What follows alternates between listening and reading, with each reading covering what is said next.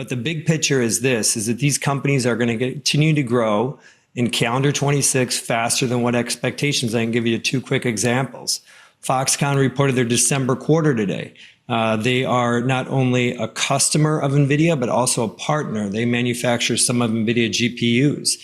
They grew at 22%. The street was looking for 13%. That's an 8% revenue upside. So that's an indication we're continuing in that spot of higher for longer.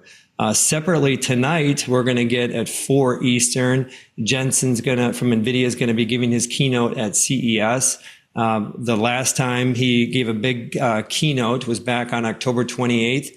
He gave guidance essentially for 54% revenue growth this year. The street's at 50, and that excludes China and any new bookings. So I suspect that NVIDIA is probably going to grow 65% plus this year.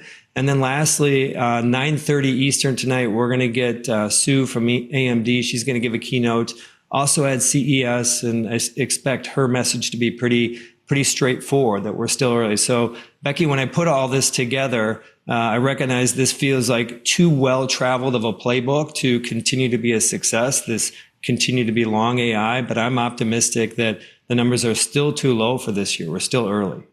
Yeah, Gene, just in terms of what you're anticipating, let's start with NVIDIA. You said the street's at 50%. You're looking for 65% or even north of that this year.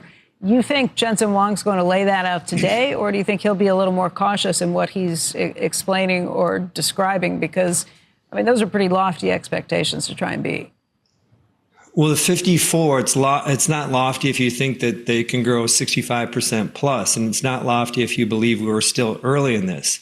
No, but do you think he's going to signal that today? I realize that's what you're looking for, but do you think he'll actually say that today?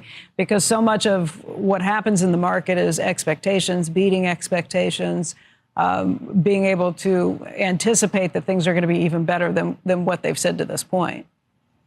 Yeah, thanks for the clarification there. I think the bottom line is I expect him to reiterate his comments from October 28th, where he expects $500 billion in cumulative Blackwell and Rubin revenue through the end of calendar 26. That implies 54% growth. I also believe that he will reiterate that that excludes any China revenue and excludes any additional bookings, which I think he will make indications that things continue to be strong. And so I think the exact details of his guidance are going to say this 54% number, but there's upside to it.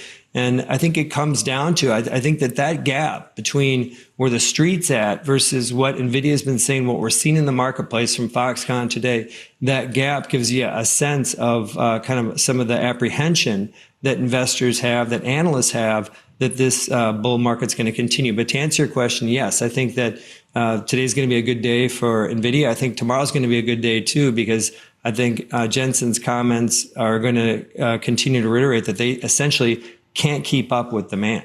But if you want to know what's front and center is Jensen Huang speaking this evening, NVIDIA, and laying out a vision of the next industrial revolution, combination of accelerated computing and what I regard as being the stack. You're going to hear a lot more about the stack. And the stack means we are not a chip. We are software. Have we moved on? We've moved on from Venezuelan oil to the AI trade. Let's have some. That's good to do, because it is. Let's have some people talk about it. We are seeing rally today. Micron, risk on maybe. Bitcoin's up. It's because NVIDIA went and bought a huge amount of high bandwidth memory. They cornered a lot of it. And that's why Micron goes up constantly, because we're not building it fast enough. I'll go back to Venezuela. If you want to talk about Halliburton, I like Halliburton here. No. I want you to stay on this, because this is the market today, and it's the second trading day of the year, and we do seem to be having AI-related rally. We have the CES keynote this night. Late afternoon, that John Ford, our own John Ford, is going to be covering. And I think it's going to be a very big layout. And that's why I think NVIDIA is up already. AMD speaks tonight. Yep. And I think that's something that's front and center, data center.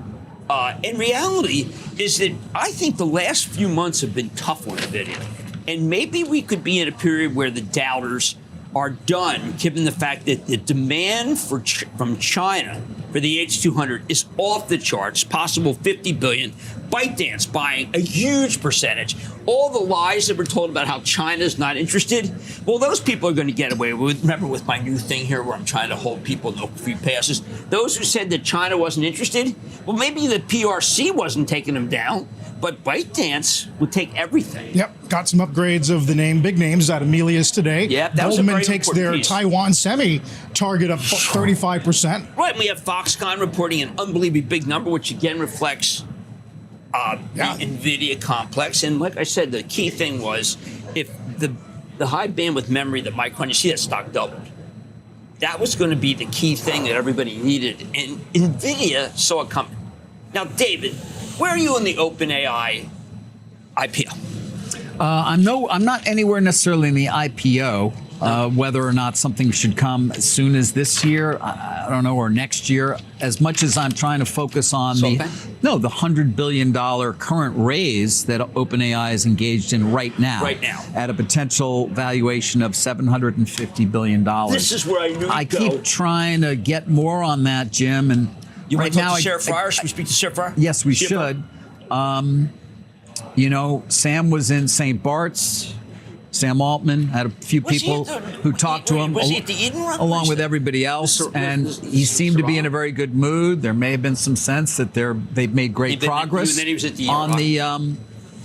on the fundraise, but I don't have any specifics for you. Well, and I wonder, the $100 billion is such an enormous amount of money. Would it include new money from NVIDIA? Back to remember the $100 billion memorandum of understanding SoftBank that was agreed to in 2025. Yep, we reported that.